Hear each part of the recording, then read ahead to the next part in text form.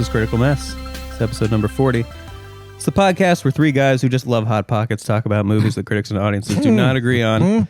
Like tonight's offering, The Notebook. I'm Nick Honeywell. I'm here with Chris Griswold, Brian MC Cullah, producer Ben. Say hello, everyone. What's up, gang? Hey, this is Brian McCullough. I promise I won't rage quit Brian's corner tonight. Thank God. I want to see that neck vein. Nick's like, shit, I was hoping we could get him out real quick. Icebreaker time. So here it comes. Pretty simple tonight, but a fun one. What's the best actor-director combo? Who wants to start? I'm going to say two. I'm going to say what my head says and then what my heart says. My head says Jimmy Stewart and Alfred Hitchcock. Some damn good movies there. But my heart says Christopher Nolan and Michael Caine. Oh, that's great choice. I looked at the movies that those two guys had done, and they're just banger after banger. And I know that's kind of modern, and I left a glaring omission, but I feel like other people are going to say it. Maybe not. And if they don't, I'll circle back. We'll see. Great pick. I love those. Chris? I got to go with just one. I only have one pick. It's Clint Eastwood. Starring Clint Eastwood. Of course. With Gran Torino, The Mule, $1 Million Baby. He's got a whole list of movies, guys. So is he in all those movies? He's in all those movies. He's either a co-star or main star. What a megalomaniacal... It's so good. I'm sure I'm missing a few in there, but art savant. The one and only Clint Eastwood. What do you got, Nick? I'm going... Brian, I'm curious if this is where your head was at. The director's going to be who you're going to say, but we're going to see if it's the same actor, I think. Okay. I'm going John Carpenter. Oh, no. And Kurt Russell. Kurt Russell, that's good. Oh. Escape from New York, The Thing. Escape from That's LA. all you need, right? I mean, that's all you need, but you also have Big Trouble, Little China. Big Trouble. Big Trouble. And you've got Escape from LA, That's which a really I good also one. enjoy. That's really, really good. So, yeah. I was going to say Marty Scorsese and Robert De Niro, but, you know. That would be a great choice, I too. wrongly assumed. Idiot. All right. We are going to spoil the movie we're talking about tonight, The Notebook, and we will also be sadly watching the film as this podcast How do you really feel? Sadly. So, that's how you feel, buddy. Yeah. So, and we might recommend you watching the film as you listen to us talk and ramble about it. It does help. Yeah, it might. But yes, tonight, as I said, we're talking about a movie from the year of our Lord 2004. So 20 years ago, this film. It's a rom. I would call it a rom, not so much com. Rom-com sans com? Sans com, a lot of rom. Sans com. Why was that in the rom-com category in a lot of... The Notebook wasn't, was it? I saw it in a ton of rom-com categories. I saw the reviews. popcorn people called it a rom-com. Yeah, they all called it a rom-com. And I was like, rom-com? I saw it in a couple long reviews that I read. Huh. Yeah, very little com to be had, but... No. It is, of course, The Notebook.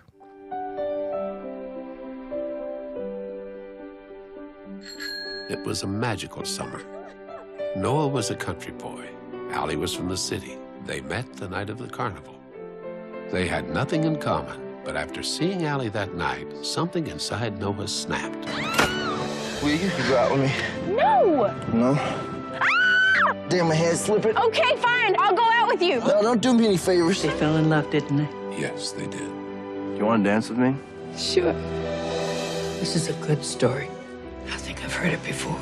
It's like a dream. New Line Cinema presents Ryan Gosling, Rachel McAdams, James Garner, Gena Rowlands, James Marsden, with Sam Shepard and Joan Allen in a Nick Cassavetes film. I read to her, and she remembers. The Notebook. So let's talk about numbers for this film. So just under $30 million to make. So, pretty cheap. In 2004? Okay. In 2004. So yeah, even by 40 or so these days. Yep. Raked in about $120. How much of that budget was finding period cars from the 30s and 40s? Like, yeah, they did a nice job of that. Like, yeah, there was. I'm like, where do they get? And some of them were like stunt cars. I'm like, yeah, and that 5-second war scene.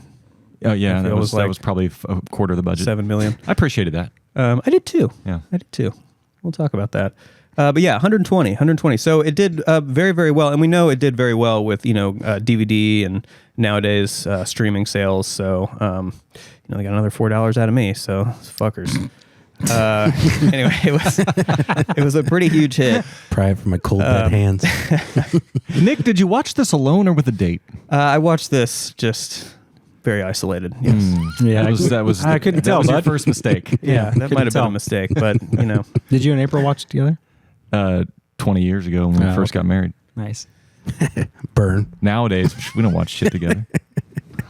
So this movie was directed by one Nick Cassavetes, and he is son of legendary director John Cassavetes, who's kind of an independent film hero. What would be like his biggest, most notable movie? Am I putting you on the spot? No. So he's directed Faces is a big one. Opening Night, that's a big one. Okay.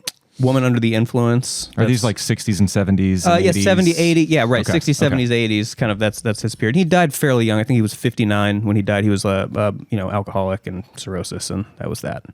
So the apple didn't fall far from the tree. The son became a writer and director too, huh? He did. Yeah. He did. And alcoholic. And maybe we don't know. Jeez, Ben. But I'm holding bourbon. The other thing. Cheers. I'm just going to set this down. The other thing about John Cassavetes is he also acted in some movies you guys probably know as well. He was in The Dirty Dozen. He was in that's a good one. Rosemary's Baby. So, so Nick Cassavetes, he's the son of a Hollywood legend, I would say. Okay. So, and like kind of we said, thank you to our sponsor. Oh boy. He's not gonna make it.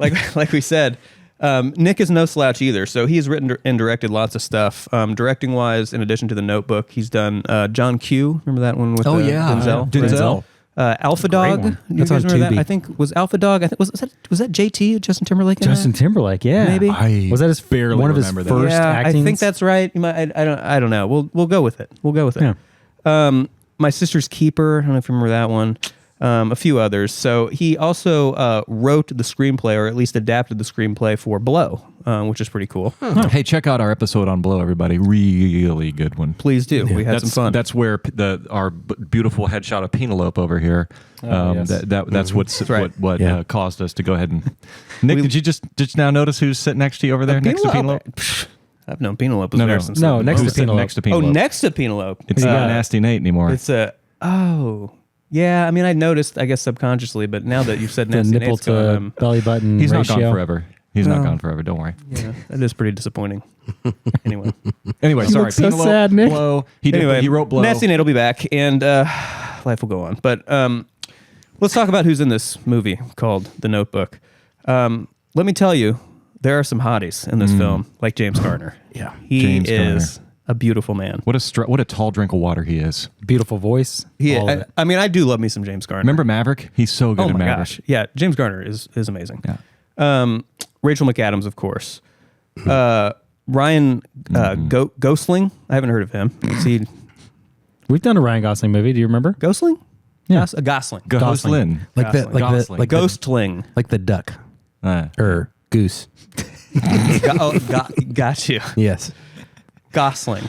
And there are geese in this movie, and we're going to talk about Ryan that. Gosling, one of Ryan Gosling's earlier roles. Don't know if it was like his. Would you say this is his breakout role? I mean, Yeah.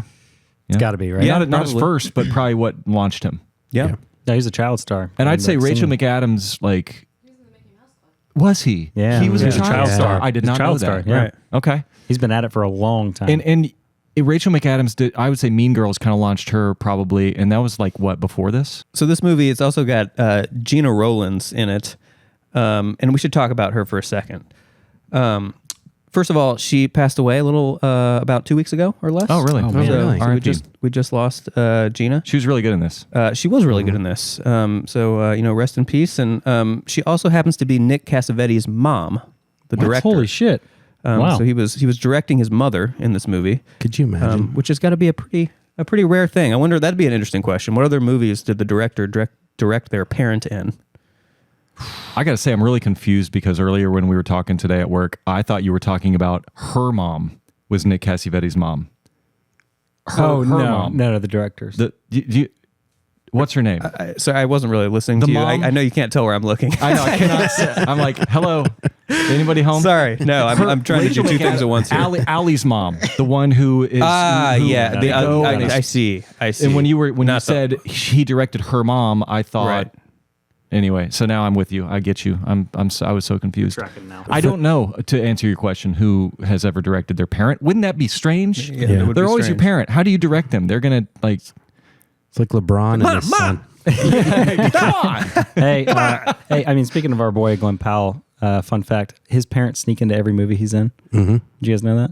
Yeah. What do you mean, He's like? just in Spy So Kids 3. he brings You mean them like in. they sneak into the movie theater to watch his No, movie? like he sneaks them into the background Like as they're in the- extras. like or into the whatever. actual Yeah. movie. So I'm sure he yells at his parents at sometimes just to be like, "Mom, good."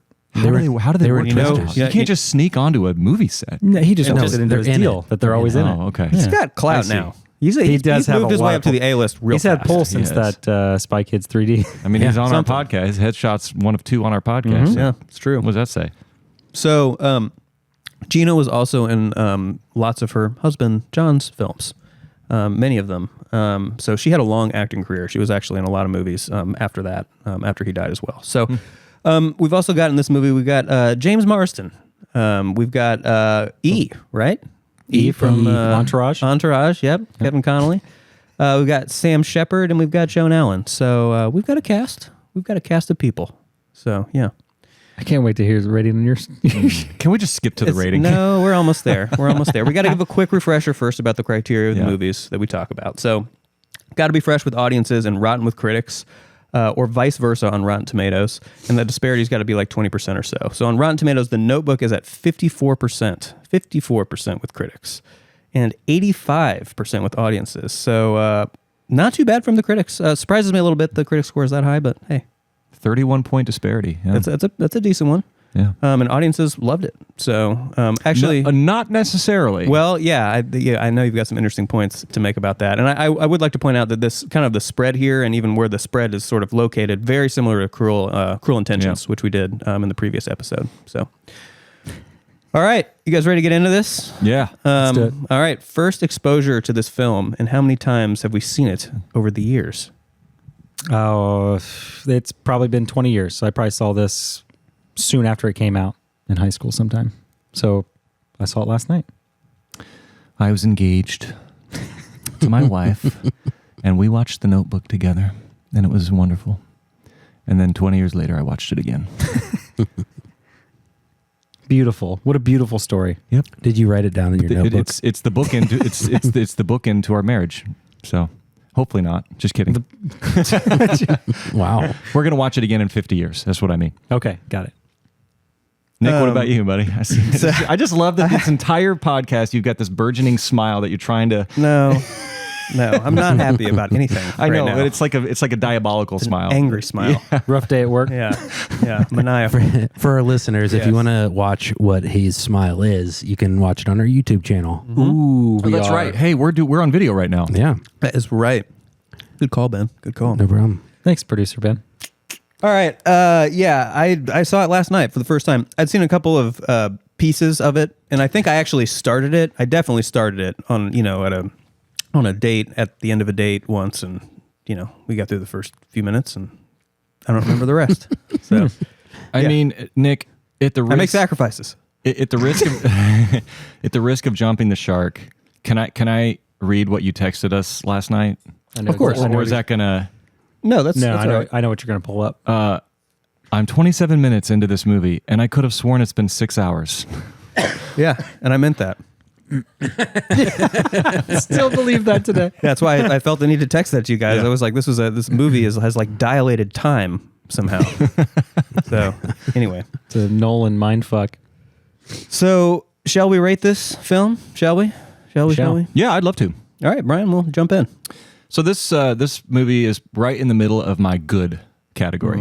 So I think a movie is good if it's actually no, it's not right in the middle. It's at the low end of my good. So it's 60 to 80 is what I consider good. And I'm gonna give The Notebook a 62.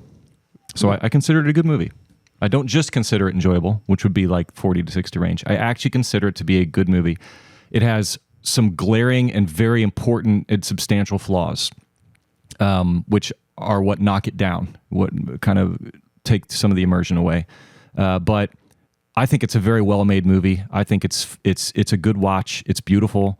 It's so atmospheric to the American South. I felt like I wanted to just go drive down to Mississippi and sit on a porch on a porch swing. Sit right down the Mississippi. Yeah, and just not have a care in the world, you know. And you know, I think the two lead stars kill it. I think Rachel McAdams especially kills it. And I think the other thing I'll say is I don't know her name, but it's the actress that plays Rachel McAdams' mom. She's like the strongest part of the movie to me. Specifically, a scene with her and the daughter, like kind of a moment that they have. So I would say all of that makes this into a good movie with flaws. What about the dad with the oil tycoon mustache? Both dads were so unrealistic. They were both caricatures. Like Ryan got Noah, Ryan Gosling, his dad, the way he's all just like, "Come on in, girl," and he's kind of like a real like, southern charm. I'm a dad. He was rough. I'm not like dads are not that cool. Dads are stupid. Accepting of everything. And her dad, just the oiled up. I love the Stalin dad. He was the best. I enjoyed him, but I'm like, no. But her mom felt like a real person. The fact I could have used a lot more. She's played by Joan Allen. There we go. Yeah. Okay, now I will rate the movie. I'm so excited. It's not, guys. It's not going to be. So I want to say, I'm gonna give a little preface here too. I actually had a little bit of an epiphany after I wrote my rating down. Okay. There's actually something I really liked about this movie that I'm not sure I gave it enough credit for. So I'm going to leave the door cracked. We might change your rating tonight. Depending when we get to this discussion of this element. Okay, good for you. We'll see what happens. But we're going to start at a 23. Okay. Michael Jordan. Yeah, you're right. Which is a good way to look at something positive we'll work on it. about this rating. I'm not laughing at that at all because number one, you've rated movies much lower than that. I have. And number two, I expected this to be one of those movies. Yep. So Yeah. So I didn't like. Yeah, I really didn't like it, really at all. But I've definitely seen worse movies on this podcast, for sure. Yeah. I mean, go back and listen to all of them. Gris rated Madam Web a zero. A zero out of 100. It was a little goose egg. Yeah, spoiler alert. Go back and listen to Madam Web. It's a great time, but I gave it a 0. But for The Notebook, I'm right between you guys. Not really. I'm at 76. Oh, so you're above. I'm above all of you guys, 76. per usual. Yeah. Well, but no, you have a 0 to Madam Web. That's true. I have a 0. We can't get under that. I can go negative. What'd you say? I can go say 76. 76. Yeah, I was in the low 80s, high 70s. Can someone pour me some whiskey? Look at you. Yeah, we need some more. Get us whiskey. Thanks. Ben, there's a tumbler right behind you. I'm gonna need some whiskey. I'm going to need Nick that. up here. Okay, so the internet went out. Sorry if anyone is trying to access the internet on their phone. So I can't write our scores down. So help me remember. 62, 23, 76. Speaking of this podcast, this is Critical Mess. I'm Nick. I'm here with Brian MC Cullah, Gris Griswold is here in the house. Producer Ben is here. Can we get the sponsor back on the table? And yes, can we get the sponsor back on the table? They're paying us a lot of money to keep this bottle on the table. I didn't want to interrupt Nick and his flow. No, appreciate that. I am in a flow state generally. They specified that it needs to be label out. Yeah, see? You got it from the 80. A little bit turned, right, like that. And what is it we're drinking, Brian? Drinking Old Elk straight wheat.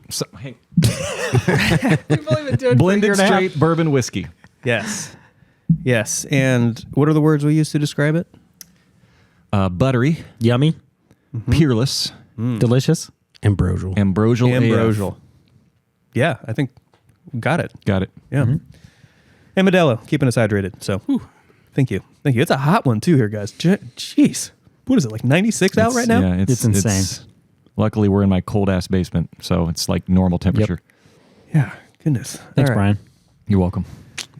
So critics and audiences don't agree on this movie. We do not agree on this movie, really at all. So Gris and I are closer. You guys kind of agree. We're 14 points apart. Yeah, you want to sit closer? Not too bad. Yeah, I might start inching closer. Let's see how far my mic goes that way. I can probably get 6 or 7 inches closer there. So there's not agreement, and we want to talk about why there's not agreement. And so let's talk about what the critics had to say, Brian. Yeah, I think this is a really interesting one between not only critics and audience, but within the audience itself. Critics. Consensus on Rotten Tomatoes. It's hard not to admire its unabashed sentimentality, but The Notebook is too clumsily manipulative to rise above its melodramatic cliches. Sorry, those are big words for me to read. think I have to say I think that's a great description. Yeah, And I think that actually kind of summarizes what I would have thought would have been a lower score. But anyway.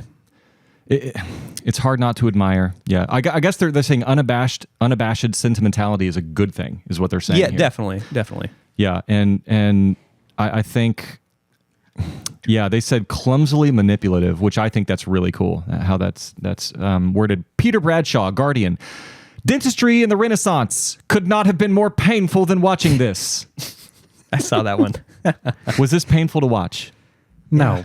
Absolutely not. Yes. I got a simultaneous Wait, no and a Ben. simultaneous yes. Ben, what did you think? Oh of this yeah, film? Ben, what was your score on this? At some point, it was pretty painful. Yeah, thanks, Ben. How painful? I'm in like the 60s range. Okay. So man. like All right, 64. all right. Hey, I'm we're in there. I'm in the We're in range there. of Brian. I'm just a like curmudgeon, I guess. no, you're Yeah, you are. Not at all. Yeah. Hey, Oh, No. sorry, guys. So you're, the you're thing- seen, Nick. Yeah, You're seen. like there are parts that are just so cliche and so over the top and not well acted and really characters that aren't developed, and there's really bad parts, but there are also really good parts. Like I so I had to go higher, especially just because it made me feel things. Yeah, well, that's a phrase what we like to use. We talk on the about show. that a lot here. Yeah. I'm gonna somewhat disagree with the room. I don't think that any part of this movie was painful to me. Now, I understand that like 27 minutes felt like 6 hours. Yeah, that would be painful. Or if some acting immersion, nothing in this movie was painful to where I was like, oh, like Cruel Intentions had some like painful things that happened where I was like, there was nothing painful. It just You mean to distilled. tell me when she was like, "I'm a bird"? Oh God, Ben, That wasn't painful Ben, for we're you? We're gonna talk about how painful that was. Sorry, that- actually, like, I'm dropping my score.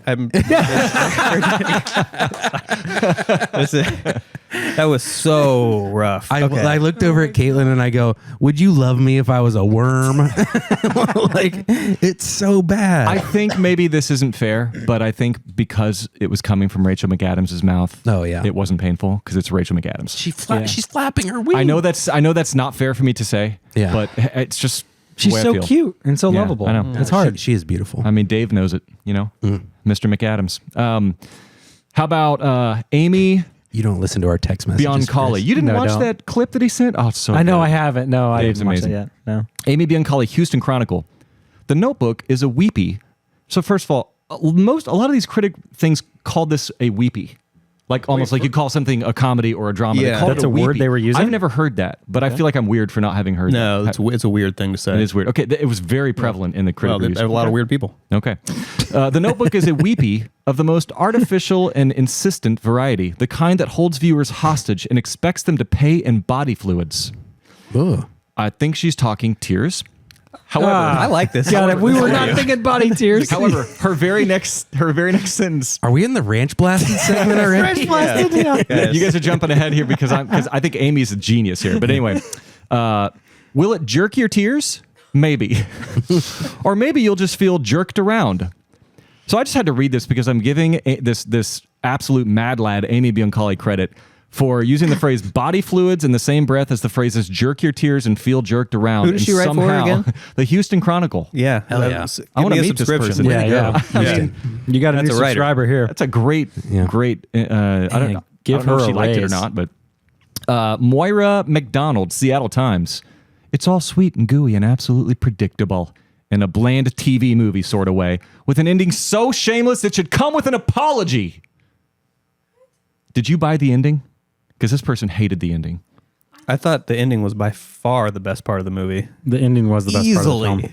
Unanimous. How many points of that Easily. 23 was the ending? 22. Do you think it's because this person like saw the ending coming and they're like, oh, since I predicted it, it wasn't interesting? Yeah, I think everyone could kind of see it coming, right? Yeah. I mean, not Yeah. really. Like, I don't feel like I saw it coming the first time I saw it, but in hindsight, watching it, I don't think they're trying to make it be like some like Usual Suspects. This person just has no heart, I suppose. And I got to read these two back to back because these are two. I think, and this is all joking aside here. This we'll probably pull jokes out of these. Who am I kidding? But these two I want to read back to back because they kind of highlight the dichotomy between the camp of critics who could watch this and couldn't get past its sappiness, versus the ones that recognized all of that but still saw through it to the good. Okay, I don't want to read these back to back here. So Lou Lumenick, New York Post. Well worth the risk of diabetic shock for the sake of superb acting that transcends its teary milieu. And then Jack Matthews, New York Daily Post. 2 hours of the worst sort of sentimental sap. So again, both these guys, I think, are recognizing that it's overly sappy, it's cheesy, it's overly sweet, whatever, but I think one of them can see through to the good and the other one can't. And I'm curious, do you guys find yourselves in either one of those camps? Because I think I'm in the former. I think I'm in the camp that can I recognize that, but I can see the good too. I agree with that. I'm with you. Nick, do you it's hard for me to get over. Yeah, I know. Yeah. I don't want to make any assumptions though. Yeah. Even though that's pretty much all I do on here. Roger Ebert gave it 4.5 Literally, stars. that's 3.5. Whoa. 3.5 out of 4. 3.5 out of 4. 3.5 out of 4. That was you. Yeah. That was literally my next breath. Whoa. I know. No, you're good. Brian's neck veins coming in hot. I literally was pulling it up on my phone. Can you believe this? Roger Ebert. Now, here's a story that, okay, first of all, I got to preface, this is taken out of context. I read his whole review, and I don't know why they chose this sentence, so this doesn't really make much sense. But now here's a story that could have been a tearjerker, but no, wait, it is a tearjerker. It's just that it's a good one. It makes sense in the context of the review. The bottom line there is that he gave it a 3.5 out of 4, which is freaking huge. really high for Roger Ebert. Yeah. I mean, is that surprising to you guys? That's shocking. Surprising to Not me surprising. now. You think so? Shocking I to think me. it's shocking. Shocking to me. Yeah. Yeah. He It's just kinda- surprising for me. I feel like he goes for like really kind of like over the top stuff, I think emotional stuff. I think he values story and character a lot. Yeah. He Yeah. tends to. Yeah. And I guess this has a lot of both of those. So, yeah. And then finally, this one I want to read because if I wrote a review, it would probably be closest to the way that this person phrases it. Desson Thompson, Washington Post. Maybe 100% sap, but its spirit is anything but cloying, thanks to persuasive performances, most notably from Rachel McAdams. So that's kind of mostly how I feel about it. I think she's amazing. And I'm a huge Ryan Gosling fan. And so for him not to be the strongest part of the movie, to me, really speaks highly of Rachel. So I would say critics say it's shallow and over sentimental, but if you can see past that, the craft and performances make it worth the watch. Okay. All right. Yeah. We got audience coming up Oh, we absolutely have audience coming right up. after the ad break. Right after the ad break. Just kidding. No ad break. So Melanie M, all caps. You ready for this, Brian? I'm ready. Epic. Whatever movie critic gave this a bad review should get a new job because it is that epic. 7 exclamation points. Epic? Epic. I mean, okay, I can see epic, I suppose. I mean, it's big. very theatrical. It's very over the top. It spans time. Yeah. Unknown. One of the best movies I've ever seen. Do not pay attention to the critics or to the Rotten Tomatoes score. Okay. This movie is beautiful and never for a second had me bored. I love every second of it. So don't pay attention to the critics and don't pay attention to Rotten Tomatoes scores. That's a heavy theme in the popcorn users. Popcorn people. Popcorn people. New coin term. They love here. to be like, don't listen to the critics. Yes. Well, I mean, Nick, do you want to read out do you know the definition of critic? It's somebody that. Ooh, you got put on the spot. Yeah. He didn't ask me Definition that. of critics. Yeah, I think it's hard because it's such a negative connotation. It's someone that finds critical. I think it's someone who evaluates creative work. See, it took me a few Google searches to get to a definition that actually gave that definition. The rest of them were someone that is insanely critical towards something to be negative. Like a negative thing, yeah. Yes, it was all negative for 3 definitions before I got to that one. I mean, criticism, the word definitely skews. I think has critic a negative connotation. critic is a little bit more saying fun. you're a critic, I think, means just that you just evaluate creative work. You take it seriously. Yeah. Yeah. And then I feel like it also gives you, what do you call it? License, because you've watched enough. You consumed your enough. experience, your hours. You're an expert in the well, that's field. another distinguishing thing is you're not doing it for fun. Yeah. You're doing it as a kind of an exercise. Trying to be as objective as you possibly can for something. You didn't just buy a $12 ticket and then went to go see a movie. And that's why literally it's so spent time in stupid it. when the popcorn people call out the critics and call them stupid because like these are the people who do this professionally. Like they're trained. They've seen so many movies. A lot of them have been to film school. They know what good art is. It's like a wine taster, So I'm glad you. But it's also opinion. Objective at versus the end of the day, subjective. It is, but I'll tell you this, Ben. There are wrong opinions, and people True. love to pretend like there's not, but there are. but there are also critics with wrong opinions. That's true, Yes. but there are way Yeah. less critics with wrong opinions than popcorn people with wrong opinions. That's why a lot of That's these very review true. sites True. are so heavily That's my on- opinion, Yes. and it's fact. Well said. Do you have more? Oh, I got a couple more. This movie is beautiful. Skip the critics review. You like that? Just right in the masterpiece, all caps. One of the greatest movies ever made. Love, love, love. Nick? There was a lot of those. No rebuttal? No. Boring, slow. This is the most negative, maybe. Boring, slow, unrealistic, cliche, annoying, misleading, taken too far. Can't say enough bad things about The Notebook. The twist is evident from the beginning. The entire movie is predictable. Bad taste. 2 thumbs down. I've never seen thumbs up or thumbs downs inside the review. This person rated this back in the 90s. Pretty rough. Brian, what were you saying about male versus female reviews? Well, I noticed that almost all the 5-star reviews I found were not 5. I won't say 5-star because they took the ratings off, but you could tell by how Right. glowing they were. Yeah, if yeah. somebody says this is the best movie I've ever seen, I'm going to consider them giving it a 5-star. There were so many. This is the best movie of all time. Best movie I've ever seen. million exclamation marks, and they were always female names. Now, who knows who posted what? Right. I'm trying to be PC if you can't tell. But they were females. And then all the ones that were like, for instance, this guy's name is Beaver Control. So probably a guy. Probably. I don't know. It could be. It could, right? It could be either. We don't know. He also- We don't know. he also Yeah, I'm has- going definitely. no I'm on idea. 50-50 on that. He's also wearing Yeah. Nick's sunglasses in the photo. There's a higher probability that it's a man. And he says, this movie's fucking stupid. These 2 people are the worst people to ever live. They're abusive and dumb. The twist is predictable. Bad.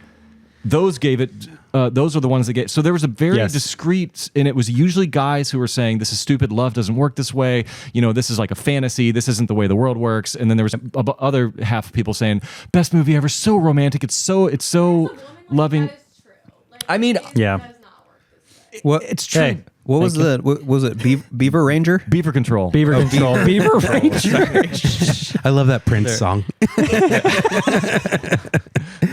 Beaver Control. Do you have more? I have just one more, and Okay. it just hits kind of on the same thing that we were just talking about. Corny but good. I think it sets the original standard for romance movies today. Carla H. I see this movie as a classic and one of my favorites of all time. I remember first watching it in high school.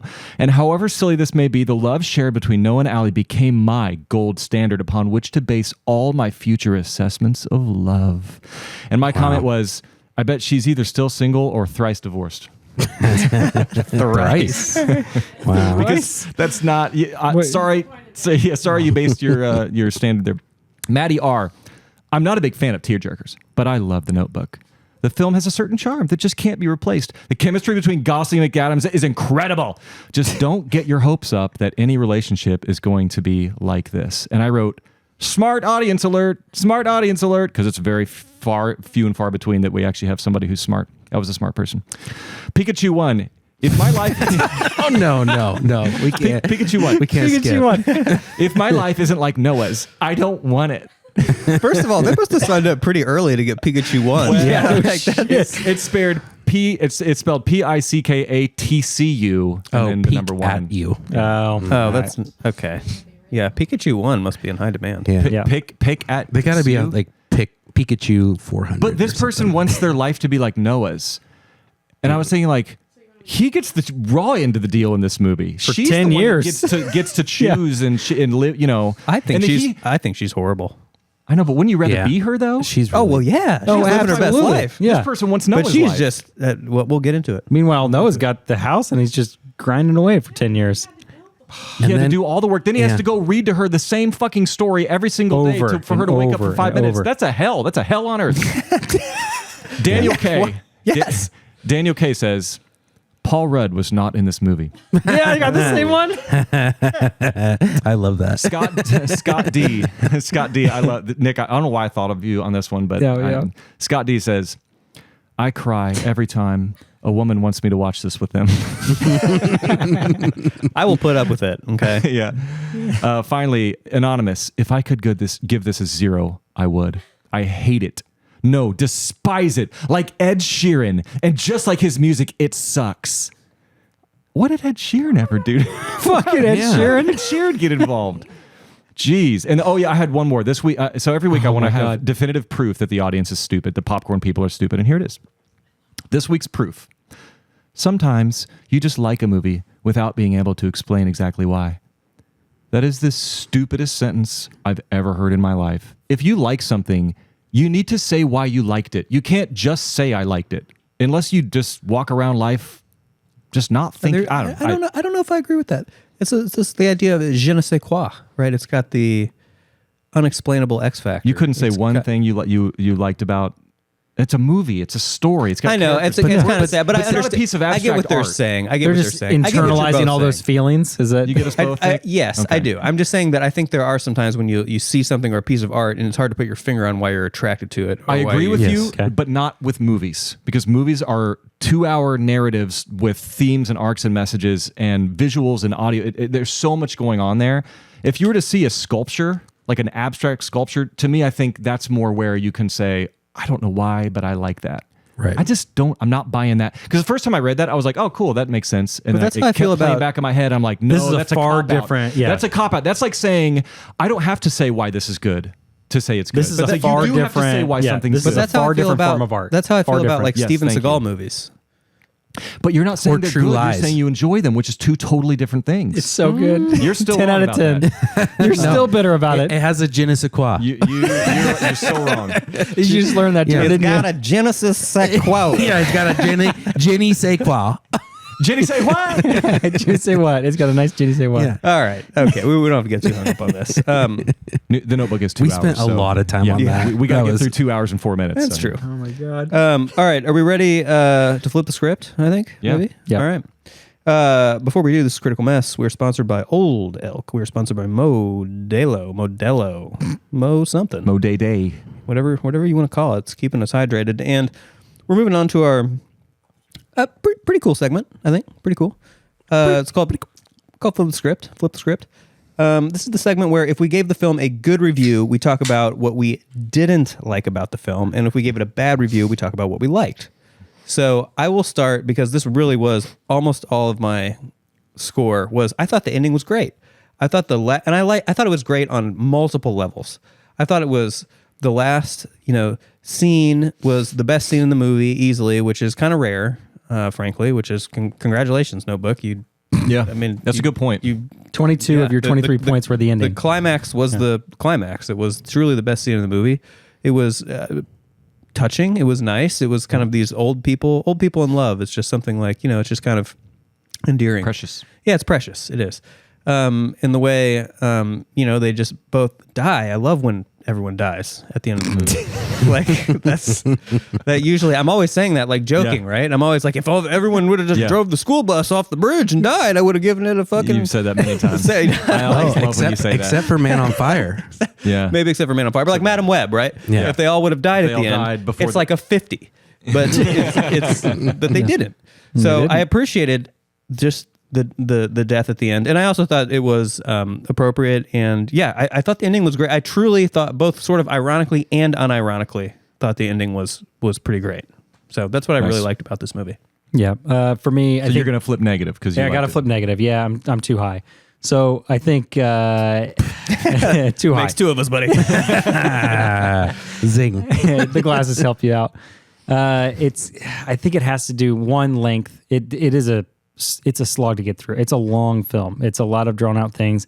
I think there's too many characters. I think they could have just cut down on a lot of the parents. The friend E from Entourage, they could have just cut completely out of him.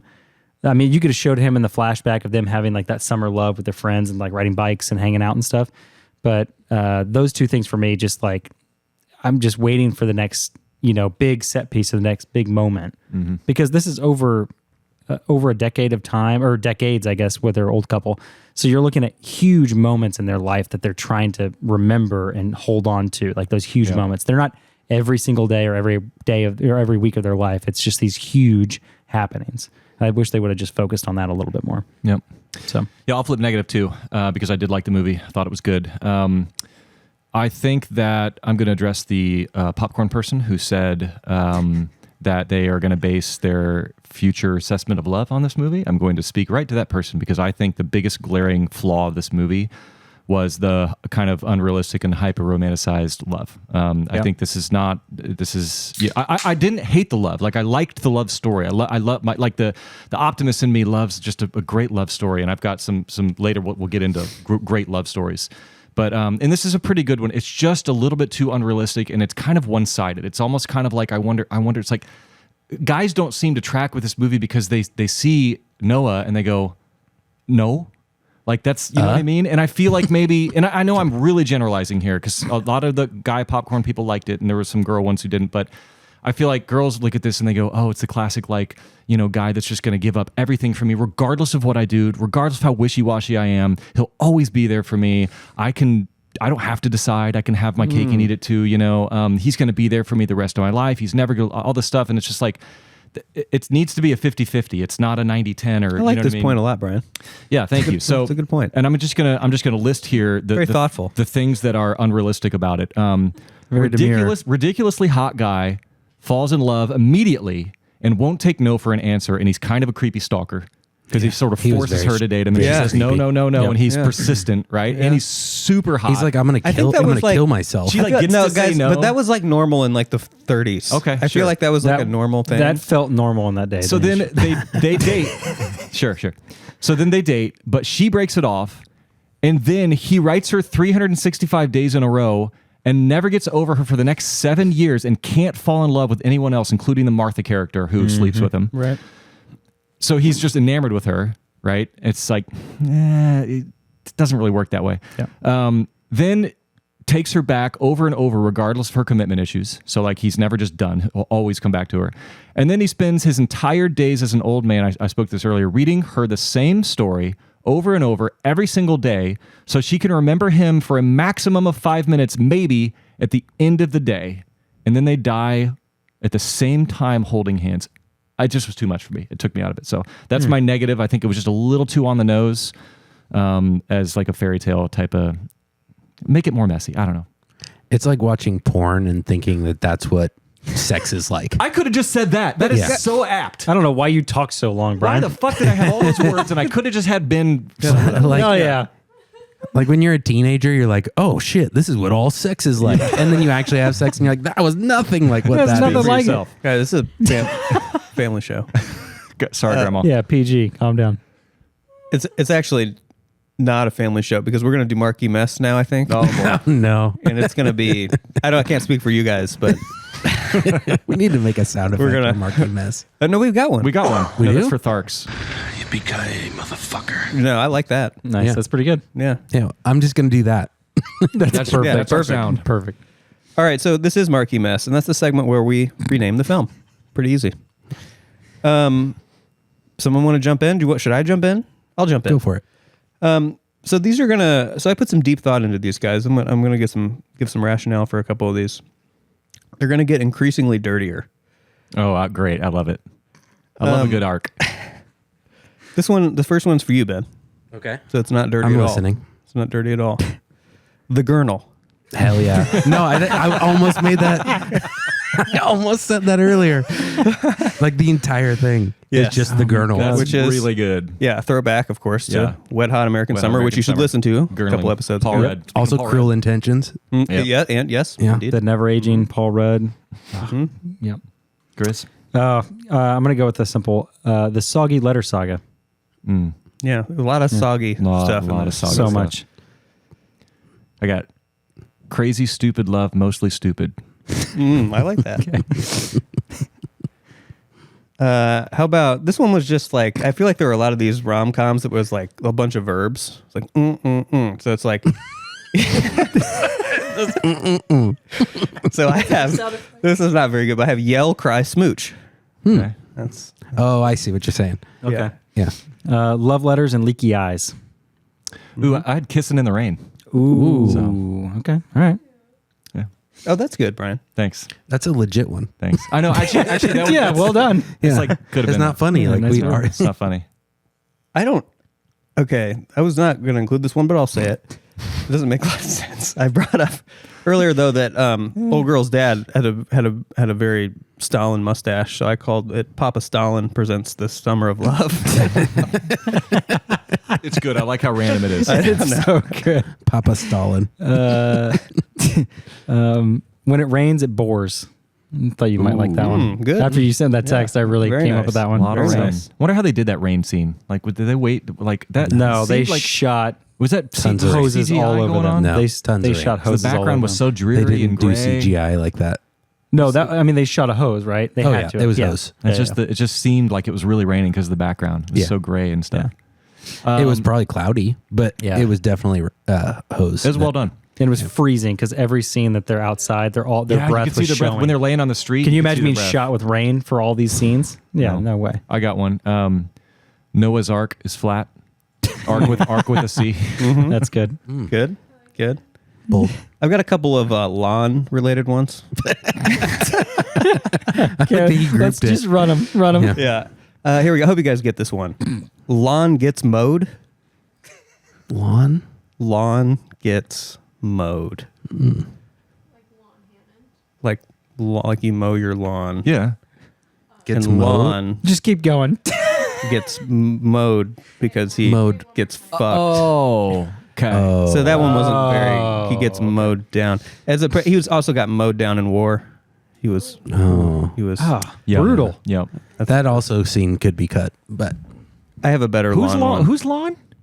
What? He's Marsden. Lon is James Marsden's character. oh, Come on, man. that was What are you his doing? Are you in a movie name. podcast or Yeah. not? I called him James Marsden. Yeah, I called him James Marsden. His name was Lawn. Yeah, lawn gets mowed. All right, sorry guys. At least I didn't just go ha ha ha. I was like, Yeah, I I appreciate made that. sure I understood appreciate it. that. And that wasn't very good, but admit. I just Meant I get something. it at least. Yeah, I thanks. get how dumb it is. Yeah, appreciate that. I'm just kidding. It's great. Chris? I only have one more, so go ahead, Chris. I got a few more. Misguided memory lane. Seems a little dark, but A little dark. I have the toxic tango. Just for the nature of how toxic he can. Yeah, Be for they're this. very toxic. They love to talk about how much they love to fight. Yeah, that was a little rough. And then my last is dirty sex with a dirty boy in a dirty house. Yeah. Well, it was Dirty a pretty boy. clean house by the time they actually Yeah, did that's it. true. That's true, but Not the first time. Not the not first, the first time. Actually, I'll read one that I was going to leave out just because Yeah, no, please. it can't be dumber than No, Lawn that Gets was Mowed. pretty bad. So I'm thinking these two kind of remind me of Jack and Kate from Titanic because, he's poor, she's rich. And, they're in that canoe, so I couldn't resist. Titanic 2, Jack and Kate canoe. Yeah, good. Really stupid. I thought that was not bad. But my real last one it's is... a smaller boat. Yeah, much smaller boat, yeah. My real last one is Love Actually. Doesn't really work like this. Good, Brian. Very good. Thank you. Okay. Thank you. Yeah. Nice work. My next one, I feel seen. Yeah. Armageddon. No, this one's also from Lon's perspective. I kind of like this one. Cuck you. Yeah. Oh. Yeah. That's apt. Cuck you. That's apt. Nice. He got cucked big Here's time. another one. We're gonna get a little nastier. Woodworking. How about Noah's timber? Okay. Noah's timber. Yeah. Nice. And- Now we're getting somewhere. If you build it, she will come. Oh my gosh, that's so good. I'll just leave that Amazing. there. Oh, that was dude, good. that's so We're gonna end on good. that one. I'll just leave that there. Yippee-ki-yay, motherfucker. You guys was took it. it there. I didn't take it That's anywhere. really good. You brought us to the finish line. That's Yeah. your fault. Did you play? Oh, we're not on Tharks yet. I was going to say play No. the sound. Play the. Never mind. Tharks is different. No, but right after I remind everyone they're listening to Critical Mess and that we're sponsored by Old Elk and Modelo, I think we'll move on to Tharks. Really briefly. And I just want to say that's the segment where we very quickly talk about themes and arcs. Very quickly. Themes and arcs. Actually, I'm going to try to make it quick, but the one really good thing about this movie is it has some really good, kind of, I don't want to say complex, but deep themes, thematic elements to it. First one, do our memories make us who we are?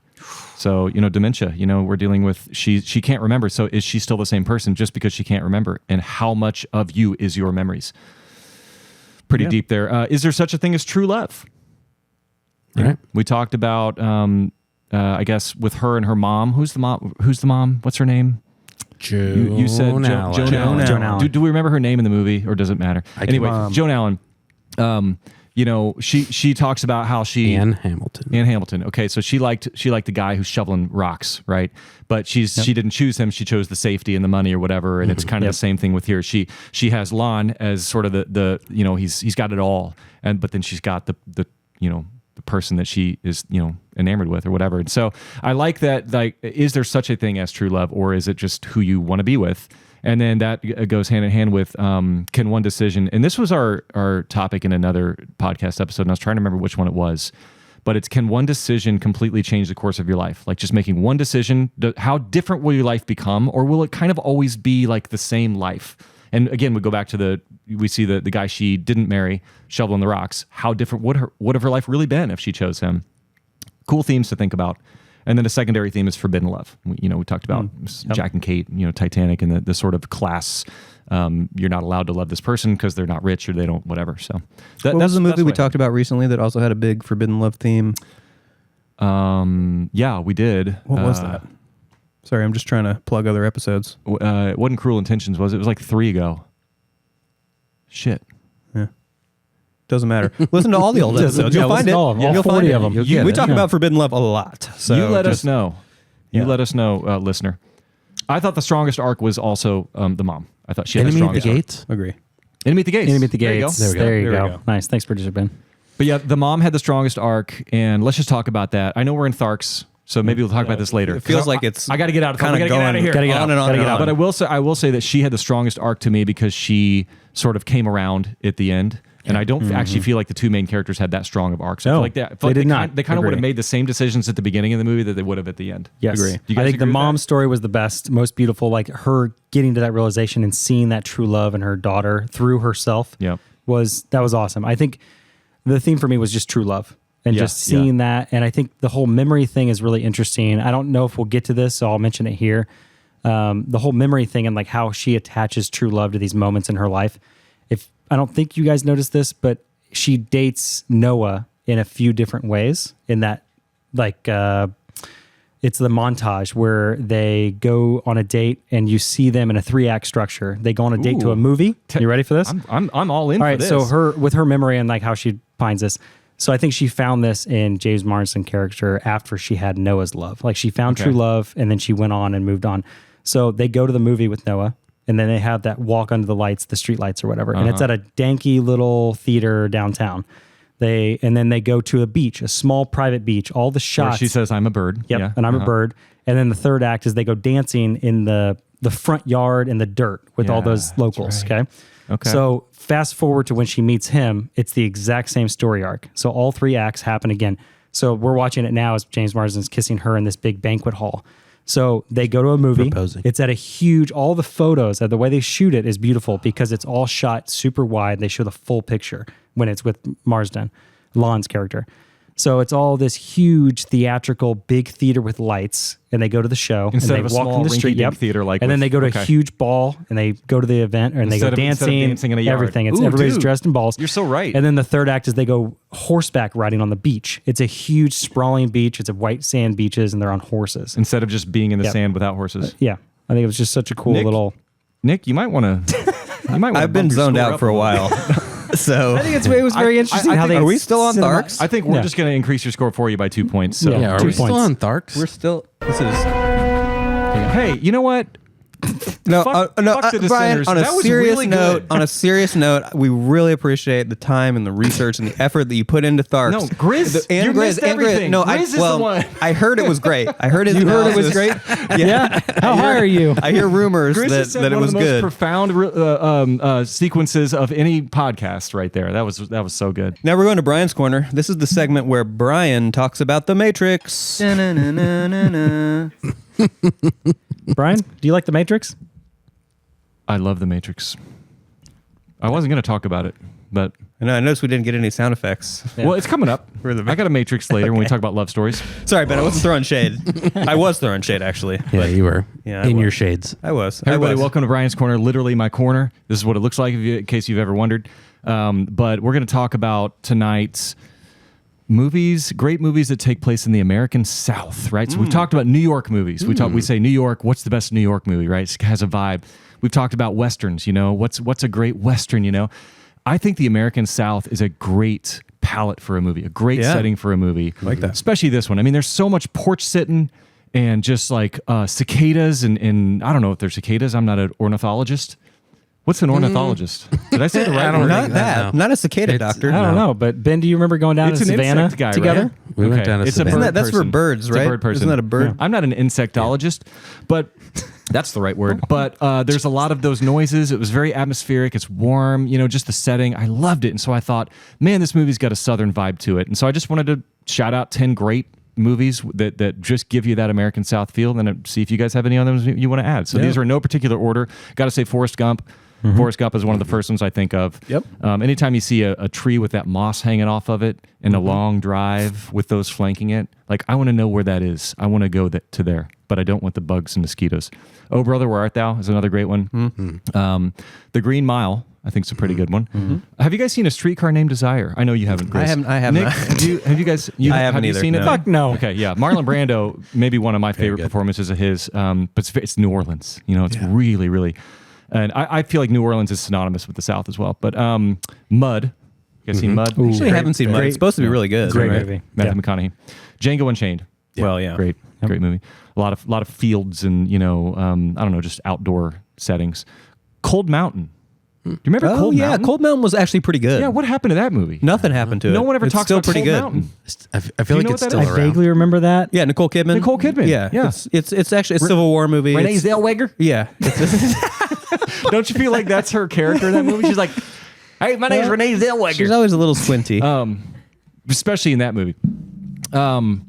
Yeah, it's a good movie. A couple more here. Time to Kill. I feel like A Time to Kill is very... That's a very good Very It's southern. very southern. Yeah. You got to say southern when you talk He about jumps on gators in that one. that. Yeah, it's very southern. The Rainmaker. Have you guys seen The Rainmaker? Matt Damon. Yeah. Oh, yes. Yeah. I love Oh, that yeah, house. yeah, yeah, Pretty yeah. good. Don't you love that house? A big southern house with a Huge wraparound Southern plantation. porch. Woo! I'm getting hyped. I'm moving to the South. And then I got to say the Texas Chainsaw Massacre. I have to kind of go a completely different direction, but that's like super Southern. And my honorable mention is not a movie, but True Detective Season 1 is, I feel like, the best representation of the South, Yes. at least in TV, but it rivals a lot of movies as well. That was pretty great. Yeah, a lot of outdoor on-location shots and stuff. So, I don't know, I just wanted to highlight some really great American South movies, and I'm sure I'm forgetting some. I'm going to throw out a really random, kind of obscure one, but I know Gris is going to appreciate it. Yep. Mississippi Grind. Oh, yeah, that's a good one. Yeah, Ryan Reynolds. Second best poker the movie. poker movie, right? Yep. They play Hold'em Poker in that movie. one, right? Yep. It's Texas- pretty good South movie. Texas is considered South, right? Oh, yeah. Yeah. Okay. I would say nothing west of Texas. I would say even West Texas would be a Western. Right. But I'd say like Houston and So over. would No be Country American for Old South. Men is a Western. No Country for Old Men is a Western to me, even though it takes place in Texas. I would have put that on this list, but to me, that's Western, not the South. There's no trees with moss in No Country for Old Men. Because I was going to say X. Have you seen that movie? X is great. Yeah. But it's Texas, No, technically. So Ooh, that's a good question. It's not Yeah, but there's really- like cornfields and stuff. yeah, and she does get eaten by a gator. There's just no trees with moss. Maybe that's the litmus test. Is there a tree with Tree with some moss. moss? Yeah. I was going to say Remember the Titans, but I think that is not. Is that far enough I south? don't remember where that is. It was East Coast somewhere. Virginia. The Carolinas or are definitely Carolinas or something. Yeah. Yeah. Yeah. There you go. Wow. What a Yeah. good Brian's Corner. Yeah. Great brain score. I feel like wasn't like part of the Matrix in the South? Like, Buckle your seatbelt, Dorothy. Because Kansas is going bye-bye. I love that you have to sit there while you. Yeah, we just wait for it to go. The video is going to be great. Maybe it is. I don't know. I think a little part of it is. But anyway. All right. You're listening to Critical Mess. I'm here with Brian. I'm here with Gris. Here with producer Ben. Esteemed producer Ben.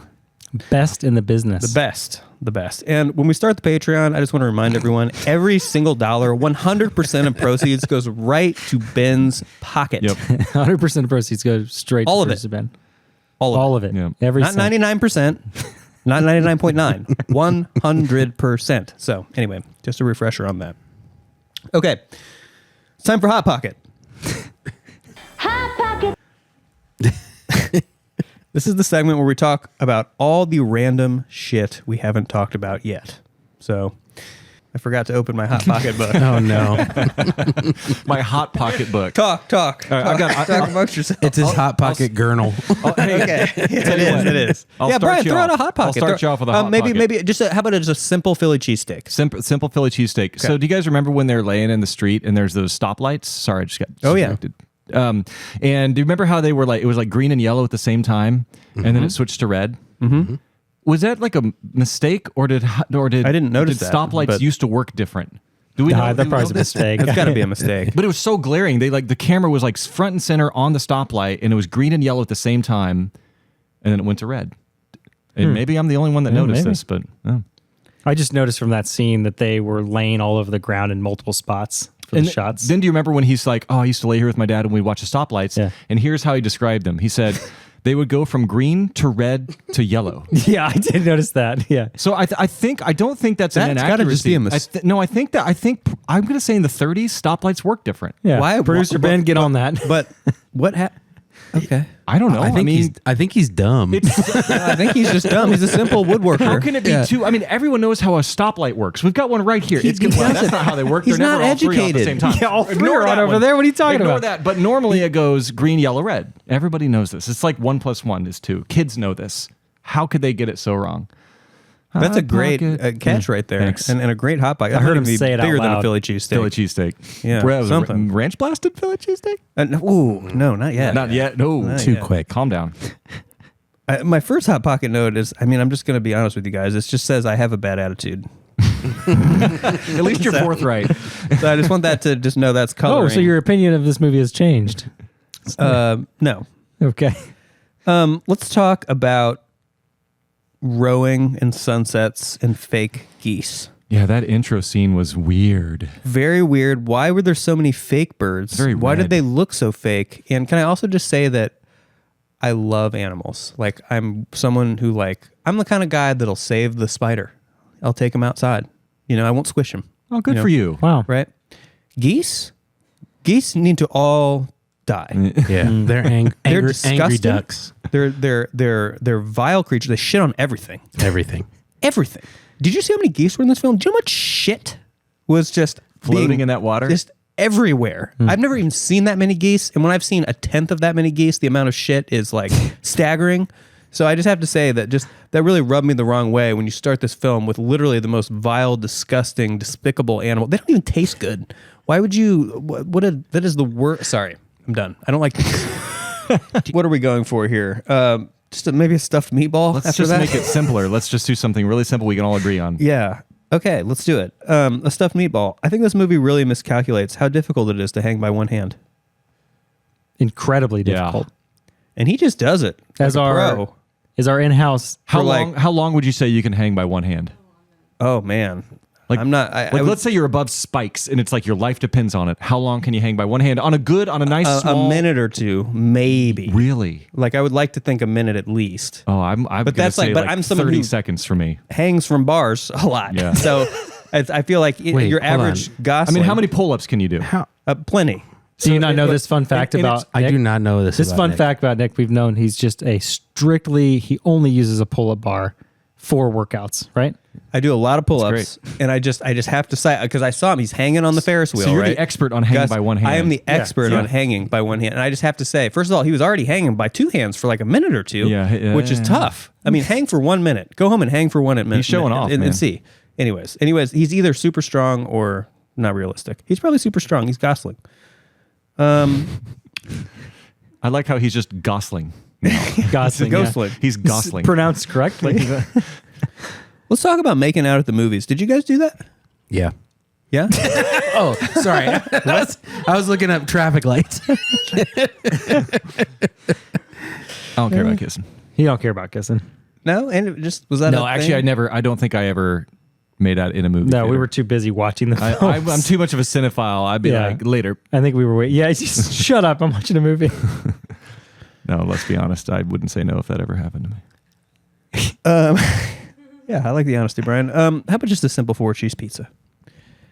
Okay, do you remember the transition of her? I just, and I want you guys to talk me through this. This is one of the things I had a little bit of a problem with this movie. Like her transition from not liking Gosling to liking him, right? It's very sudden and doesn't make a lot of sense. Like he just comes and sits next to her at the movie theater, and it's like all of a sudden, this guy is, you know, Steven Seagal, like the hottest guy.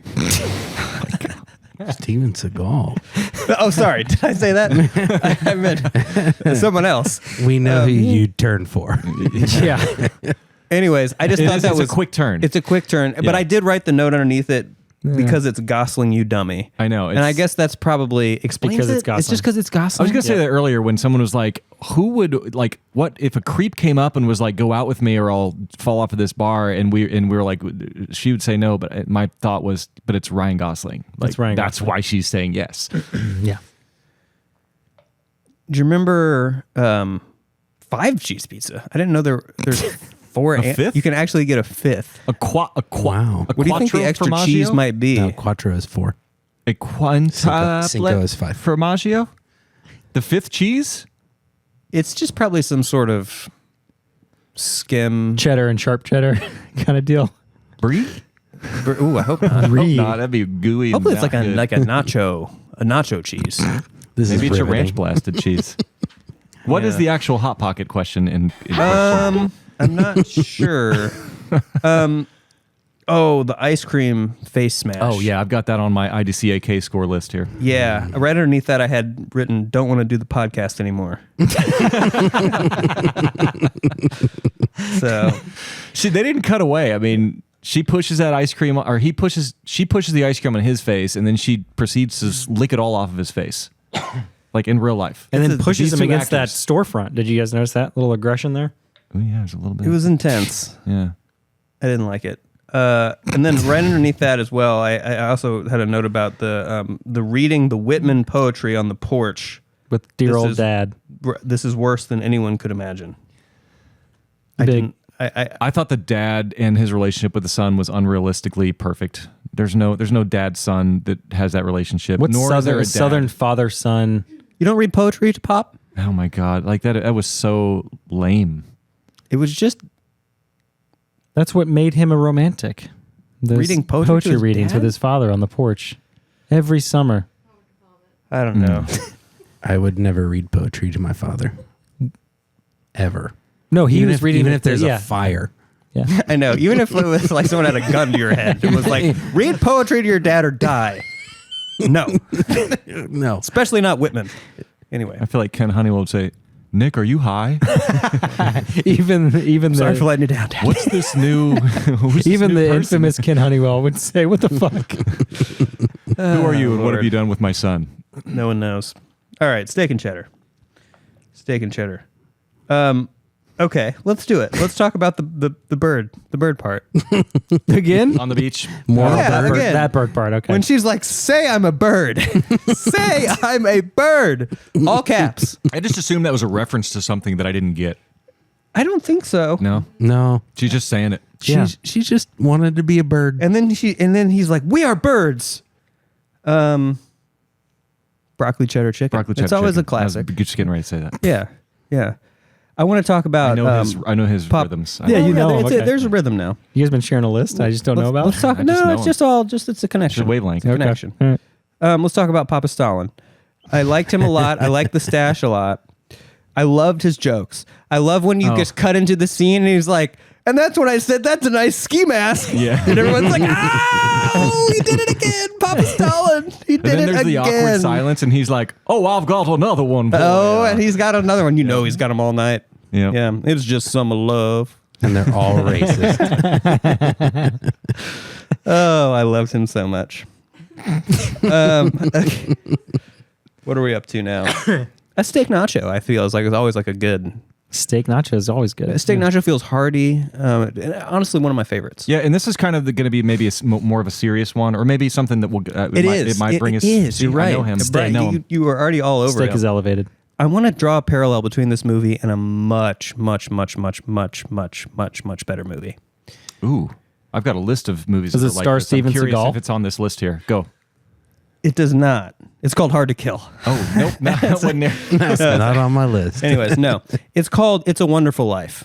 Oh, that was not on my list either. And I'm But going that to is a give you good a comparison. I'm going to give you one obvious big parallel that I thought was borderline almost stolen from this movie, because I guess it's probably done in another movie, but the idea of fixing up the old big grand house in the neighborhood, having a scene early on when they're both like at the old broken down house, and then later on it all gets fixed up, and I feel like that was stolen. Stolen? Heavily inspired. It was. I feel the inspiration, but I don't feel the stolen aspect. But I can see where you're coming from. Heavy inspiration. Heavy inspiration. I mean, heavy inspiration comes from, Forrest Gump, 94, that same similar love story. And then you also have Titanic, 97. So, I mean, can we name another movie where that happens? It's probably out there, but The Money Pit? No, because no, it's not. I fucking love Money Pit. Oh my God. Great movie. So good. I keep looking at Rotten Tomatoes every couple of weeks to hope that somehow miraculously that movie will fit our criteria, and it never does. when we separate an episode just for Brian's Corner and it's a separate one-off show that you create, that's where you can discuss these things. Honey, we've got weak trees. I fucking love it. It's so good. Since we were just comparing movies, can we just real quick talk about movies that are similar to this? of course. Yep. I gave you a couple. So yeah, and I think Ben threw a couple out over text. You gave a couple here, but I think it's really interesting. This sort of, I like this aspect of this movie, but I think it's done better elsewhere. I'm not saying it's done poorly here, but I've seen it done better. It's the aspect of sort of like the forbidden love we talked about, but particularly like social classes. So you got like the poor guy or the scrubby guy who comes from nothing, and you've got the rich woman of means who has a thing for the guy, but they're not allowed to be together. And I think that's more common than the opposite, although there is the opposite that happens where you've got the poor girl or the girl that comes from nothing and then the rich guy.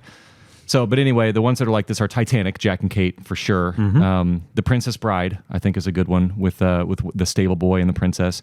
Far and Away. I know this on your list to watch. Far and Away is on my really list. good one. Tom Cruise is this just nothing Irish farmer, and Nicole Kidman is like this, super rich, and they have an amazing love story. Great movie. I think very. I watched underrated. it because of you. Thank you, And it was very good. It's been on my list for like a year because of you. Ron Howard directed. Tom Cruise, Nicole Kidman, John Williams score. So Ron good. Howard and Yeah. wow. Yeah, It's a big cast. It's somehow, I'm surprised. Like I haven't heard of it more. It's very surprising that it's not more well known. Moulin Rouge actually has this aspect as well.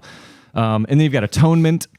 Dirty Dancing, I think, is a good one with Patrick Swayze, and you've got this baby, and I'm going to say a couple that these are not jokes. So Aladdin, I think, is like the classic Disney version of this. That's maybe my favorite Disney movie. I love that movie. Really Love great. it.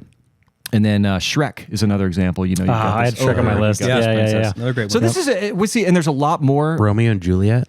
So I have that on just I said equal money, forbidden love. So that's not necessarily like, it's more of like a West Side Story where like their ethnicities are different, so they're not allowed to be together. Forbidden love, and I'd say West Side Story, Romeo and Juliet. In the Mood for Love, I'm even gonna put there. I love that movie. Yeah. Even though it's not anything to do with ethnicity, it's just that they're both married, and it's forbidden love, and it explores that. And then An Officer and a Gentleman is also similar to that. It's not a social class thing, but it's like a Navy guy and a factory girl. But the ones I wanted to point out that were the opposite of the rich guy and the poor girl love are Pride and Prejudice. Cinderella, I think, is a really great one. And then The Great Gatsby, kind of, because she's from old money and he's this new millionaire. So I just wanted to call out those movies because I know there's a lot more than those movies, some of which I have not seen. But those are the best examples. And I think most of those movies are better movies than this in that regard, as far as the forbidden love aspect. But I did like that about this movie. So, any comparisons I'm forgetting about here? Thanks for joining me at Brian's Corner, everybody. Hey, Second Brian's Corner. My room's got 4 corners. 4. I think it's time for a beef taco. So let's talk about this first sex scene. I feel like it is. Yes, we have to talk about this. Oh my gosh.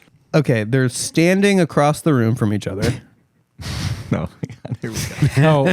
You've never done this? This is how I do it too. Is it? Yeah. And it's just like you take a sock off, and then you gotta just look. This is how Ben and I met. Okay. Yeah. And then At E3 yeah. on floor 11. Well, I just didn't like it very much. I thought I wish they just kept their clothes on. I feel like it was like just the standing and the slow undressing while you're just kind of looking at the other person. It made me like I made my skin crawl a little bit. It made me like uncomfortable. Wasn't that the point of that scene? Because it kind of got real awkward, and it didn't work. Yeah. Don't knock until you try it. Are we talking about the same sex scene? Yeah, the first sex scene. In the old house. They didn't have sex though. They tried to. They tried to, and they didn't. No, we're not talking about the good one. I don't quite know how far it got. We're not really sure. Well, it didn't get far because she was like, because remember she kept talking and she was like, I don't know if we should do this, and then and then she's like, okay, and then he's back. He sat up, and then she's like, I mean, what are you thinking? What's in your head right now? What are you thinking? Yeah, she's going a mile a minute. Oh my god! And that's just like the thing. I feel like for like, and I don't want to sound sexist here, but I feel like women are like, yes. Like I feel like that's exactly like a very like a relatable moment for a woman. I would say maybe the friend came. True. Right. It was just a relatable thing that I feel like women probably glom onto less than men. Maybe the men glom onto the frustration of the situation. I particularly did. I have a question. Anyways, I didn't like any of it. I understand it was sex men. No. How did he write this in his journal?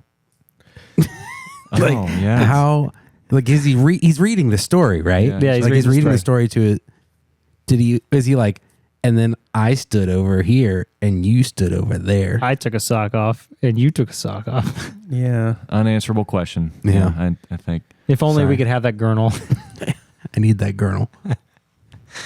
Here's one of my favorite quotes. He is trash, trash, trash.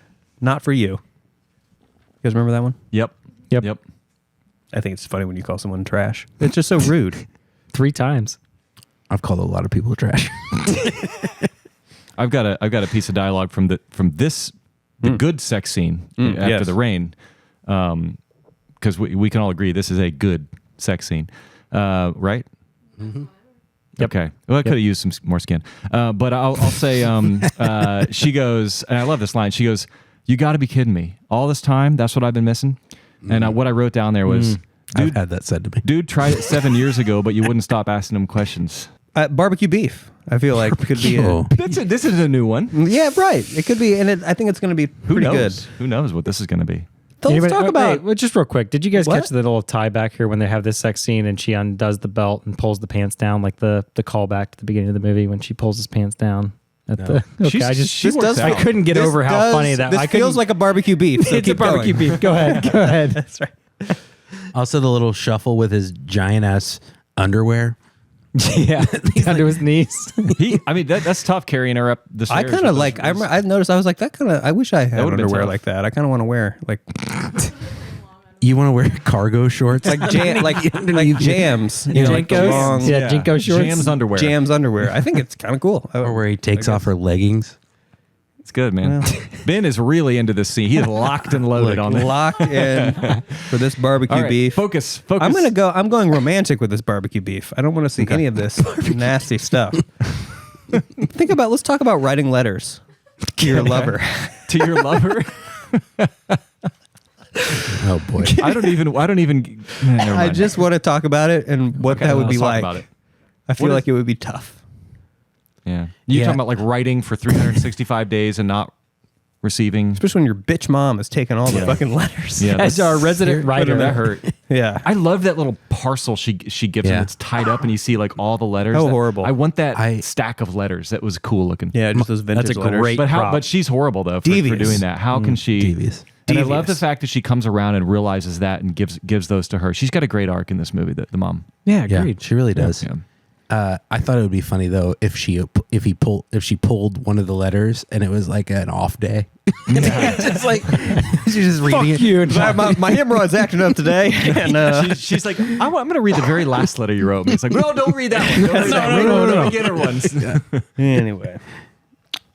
Okay, I want to bring up a line for a ham and cheddar. That's a thing. I think it's like a line. We're going to talk Lon. I want to talk Lon just for a bit. Okay. Is he definitely not as hot as Gosling? Because I think he is hotter. I think in this movie he's hotter, but nowadays I think he's Gosling cooler. has gone way. Yeah. I mean, like, well, I'm talking about like the character. Everything. Both. Everything. Like I think both and all between. Yeah, he's cooler. Yeah. He's richer. He's better looking. He's nicer. smarter. He's nicer. He's not a psycho hanging from a Ferris wheel trying to get her. Instead, he's like, I already asked your parents, yada yada. Although maybe that's a little manipulative. He's a stand-up guy. He's great. Yeah. Like, oh, you know what's seriously weird? Great. He's writing about this other guy, and right? So he's telling the story. She wrote the Notebook. She wrote the Notebook? Allie wrote the Notebook, and the whole point is she's like, I want you to read this to me every day so I remember. Oh, that's right. Yep. So she views him as a stalker, and then James Marsden as a green flag guy. Well, I think she realizes that they were both suitable and that she had to make a choice, which is interesting concept there. Yeah. Yeah. So how did you guys feel when Gosling sees her smooching and laughing with Lon for that first time? Did that make your heart drop a little? Did your stomach just fall a little bit? Because he saw her on the bus. Yeah, I know. And he you thought you got the and then the bus and driver's there's that line. It's like, get to the depot. right. It's like in Fate, dealt him a great card. Yeah. it's like, oh, he's gonna get back. Yep. And it's just sees her. Yeah, that hurt. Poor Martha. We're seeing Martha on screen right now. She got the raw end of the deal. Martha. We were almost to her. Okay, sorry. Man, I feel like, what is she? Just chicken. just raw, no flavor. Just chicken. It's chicken in a pastry. Just chicken, and she's great. I love her, great. and she got done dirty too. Can we get her and Lon together? Yeah, they had to have gotten together Of at the end. course. I feel like that might be a match. Yeah. She would be the greatest wife for Lon. Does she come from money too, or do you think she's? No, Yeah, probably Yeah, not. she's cute though. Probably I mean, not. She can doesn't overcome. not come from money. yeah. Yeah, agreed. She's at least Anyway. got a little stipend from her husband. You know. I just feel like you're right. I'll say this. Yeah. I think this is, and Yeah. I'm curious what the room thinks about this, because to me this struck me as weird that she like is with him and he's like clearly thinking about this other woman. I feel like a woman scorned is not This congratulatory. is such a weird. Can we? I say this I is say, such a weird part. And realistically, Martha walks away from this encounter, comes back that night and stabs Noah. What the fuck happened? Totally. Yeah. Yeah. What She the is fuck? not- What did he do to her? It's That was great to so meet you. dirty. Can Yeah, you imagine so how dirty he did her? He's a fucking player. Put having all yourself these in that chicks. position. Nobody, Yeah. Put yourself in those shoes. I think it's Yeah. the next scene. I but did, and I'd stab him. Yeah, I would definitely come back and stab Yeah. him. Like this is he Yeah, did you her li- so dirty. she's right He now, lives she's and that's the alone. whole point, guys. These people are both awful. Yeah. They're awful. Both Gosling and McAdams. and They're they all terrible hang people. out for a night, and then Gosling walks his new girl out to the car, and then she leaves, and expects him to go back inside They're just with his ex. selfish. It's weird. And then well, no, they selfish. have this whole dinner together, and she's like, "It was so nice to meet you." I know. And how much time did they spend together? The torture, right? Torturing this woman. Who's worse, the two in this or the two in Cruel Intentions? Oh, equal. Okay. It's I mean, you're like getting ready to say, at least in Cruel Intentions, they're fucked up people, and Yeah. right from the start, they're fucked up. I think the Can Cruel you Intentions people are imagine? worse. You're there having dinner with your who you think's your soulmate, Yeah. and your soulmate's lover. I know. It's fucked up. It's fucked up. Martha is a true crime fugitive. Yeah. And I think it's justified. Yeah. I wouldn't blame her at agree. all. Poor Martha. She just stabs him right now. I got a hot pocket. Yeah, bacon, egg, and cheese. shit, Is go. it a breakfast Let me one? check and see if it's bacon, egg, and cheese. Yeah. Okay. Nude porch painting. Oh, yeah, I had that listed as well. Yeah. She also painted that picture in about 15 seconds. Oh, yeah. Yeah. Yeah. Well, there's... Love I think that. when you take your top off, it goes a lot It faster. goes faster. First of all, bro, I live in Indiana, and when I think about walking out onto my front porch in the summertime, I look down, I have 5 mosquito bites. Oh, my gosh. She's just sitting on this porch. She's only in got the 2. south, naked. Naked as the day she is mosquito born. bites, nothing bothering her. She's rich. They had off back in the 40s. She was rich. I know it's a movie and that they don't go into that stuff, but I'll say the other one too is like for her, like I was like realizing she's a painter, an author, and a pianist. Like no one's all those things. No. She's Perfection. No Unbelievable. no one's ever Oh been my all God. those things. Well, she's not successful. Good point. Good point. She's not good at any of these things. She's a dilettante. Yeah, she I could guess be- I didn't consider that. She's good. She could be my God. okay at all of them. Yeah. True. We have no idea. Yeah. Let's do another 4 cheese. This one's got garlic butter. Oh, hell yeah. Calm down, man. I'm hungry as shit. I loved how the voiceover. Who was that? Like, was James Garner doing the James voiceover? Garner He was did, doing the yeah, he was voiceover. the Right. voiceover. Okay. When they were talking about the newspaper article, and like right after he had finished the house, And it was like, for the 10 days after, he was like, he got drunk and just wanted to burn the place down. I was like, that's a good line. He went on like a 10-day bender or something like that. That was a great line. Yeah. Oh my God. I love how he just wanted to burn it down. What's it like to go on a 10-day? Like you don't want to know. Ask Goose. Man, I saw in your eyes that you knew. Yeah, yes, Ben and I. Yeah. And here's one other line that I thought was almost like borderline, like for a movie that I thought didn't have a lot of great dialogue. This was like almost like borderline, like too smart, too good. Where Lon is talking. It's right before he proposes. Remember that? And Lon says, "If we marry, you will have lost your lifelong battle of defiance with your parents." I thought that was like a profound. Lon hard. says that to her? He does. Yeah. And I thought that was like a really profound. I feel like that's her rewriting history in her notebook to say what she maybe. was. Yeah, I guess I get that. I could Yeah. buy that. I guess. I guess I could buy that. The other line that hit me with Lon was like when they're in the hotel room in the small town, and he goes, "The way I see it, I have 3 choices. I got 3 choices. 1, I can shoot him. 2, I can kick the crap out of him. Or 3, I leave you." I was like, "Holy fuck!" Yeah. That guy is like. But I mean, accurate. Yeah, it's so very accurate. But it was yeah. like the oomph that had. I was just like, man. It's like the anger of a man who realizes that, but they're not actually really going to do it because they're not a violent man or whatever. Yeah. So, yeah, and I just want to call out this scene again. We're seeing the scene where they drive up Allie and her mom, and they see the guy that Allie's mom was thinking about marrying, and the performance of Joan Ashcroft. What's her name? Joan Allen. We can go with that. Joan Allen. Her performance in this scene is just so good, and it elevates the movie, and it's so authentic. And then, like, obviously, Rose, what's her name? Rachel McAdams. Her acting, it's great. It's the chemistry, the dynamism Dawson. here. It's so good. I almost said Rose McGowan. I don't know who's like. Remember her? Anyway, great scene. This is like 5 to 10 points of the movie. Just this scene here. fantastic scene. Yeah. On a scale of 1 to 10, this is another beef taco. How hot was Gosling angrily and aggressively drinking and sanding that wood at the same time? That's pretty I would cool. feel like as a guy he doesn't, I don't swing that way, but whoa. Yeah, I Like would. he was, he kind of looked, he kind of, didn't he also, now this is a very stark transition, but he also gave kind of a Jesus vibe. Yeah, He was a carpenter man. And he had the long He was flowing scruffy. hair. He had the beard backlit, going. The beard backlit by that sunlight. We're Always vibing- golden backlit. Yeah. We're was kind of vibing- like we're vibing with bearded Gosling more than unbearded Gosling, probably. Yeah, he was kind of a dirty Jesus. a little bit of a dirty G. Yeah, the carpenter working that wood. This is a serious question actually. At what point were we supposed to like make the connection that James Garner and Gosling are the same person? That's a really good question. Because it's like I said, it's a legitimate question. I feel like obviously a smart viewer, like someone who's really paying attention, is going to get that pretty early. Instantly. But I feel like a lot of stupid people, like a lot of people that like this movie, I'm just kidding. I'm just kidding. There's a lot of smart people that like this movie, and a lot of them are in this room right now. But Smart man. I feel like that it. I don't know. As a 22-year-old, I got to be honest, I didn't get it till pretty late in the movie that's who they were. And I don't. Okay, so I got it pretty early on. I got it. Yeah. pretty much Okay, so it's a mixed bag in the room right now. I feel like now, this time around, it was so obvious, but plot twists are always obvious on second watch. So I don't know if it's just that I was a less savvy movie watcher then, or if I just hadn't seen it yet. So I don't know. That's a good question, Nick. I think the moment we notice it, though, is when does the movie actually show its cards? Like when the movie actually tells you? I think it might be, I might be wrong about this, but I think it might be the scene where it's like blatantly obvious where the family comes to visit. The family comes, yeah. I think that's where they're it's talking like, about mom. That's a hard. That's a not hard. get it yeah, after that. You have to Okay. understand Right. it there. Yeah.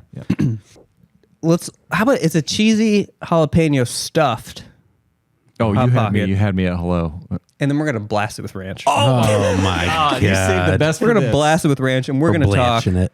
We're gonna talk that second sex scene. Yes. So first of all, it's starting off. I'm already blasted. I feel like we're all blasted, Ben, and I feel like the first hottest line is when Gosling is like, "It still isn't over." Yeah, that's a great. Yeah. That might be the. And I that line feel kinda like hypes me up.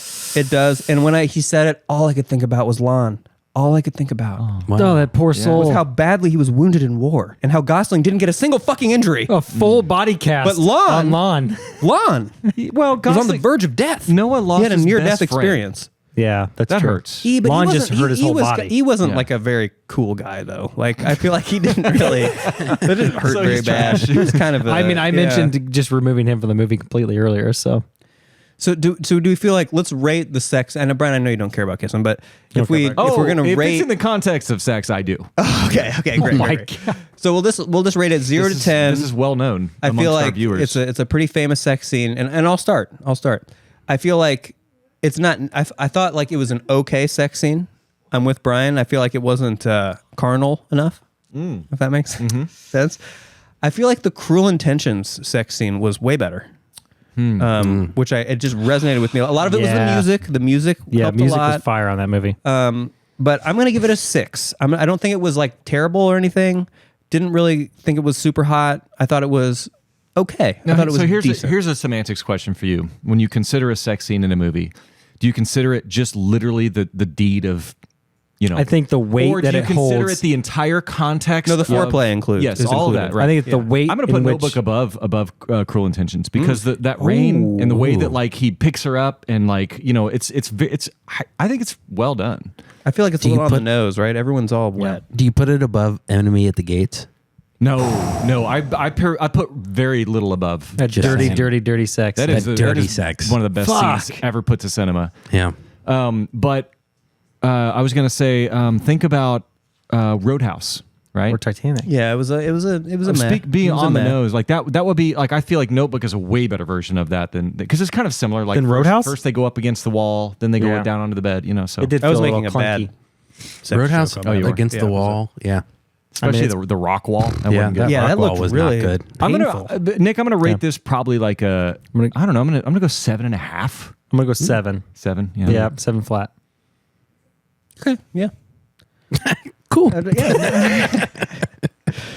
I'm gonna just go back. We're just only talk about it for a second because we already covered it for a minute. But I just wrote what Gosling was doing to Martha. It was savage. Did he know she was coming over? Because that seems like a big oversight. There's like nothing going on. There's like 6 people that live in this town. You know that when your girlfriend's coming over, obviously she's coming over. You don't just pop in on his little estate there. Did he do that on purpose? Is he that much of a savage? God, could you imagine? I think You imagine I think planning he that? did. I Right. think she was kind of desperate. Yeah. She Can was you kinda imagine sad planning that in and alone. 1944? Because didn't Yeah. she? Did her husband die or didn't? Yes, okay. in the so war, She, yep. So so God bless her. She's alone.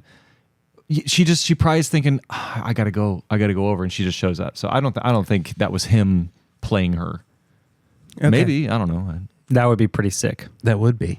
Yeah. That would put him in top 10 villain category. Like that is Villain real. origin I know. story. I think it would be Kind of pretty. changes the whole movie if he does that. That's I'm not putting it out of the realm. Also, she wrote it in her gurnal.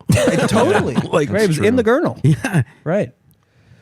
I think there's just I think there's just a standard cheeseburger Hot Pocket. Oh, I love there's that gotta one. be. There's a solid cheeseburger, just a little beef. Who knows? Ground it's beef. Yeah, it's beef. Got 80-20.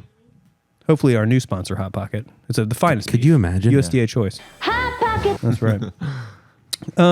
I feel like the only reason the mom is okay with Gosling now is because he's got a great house. He's got great real estate.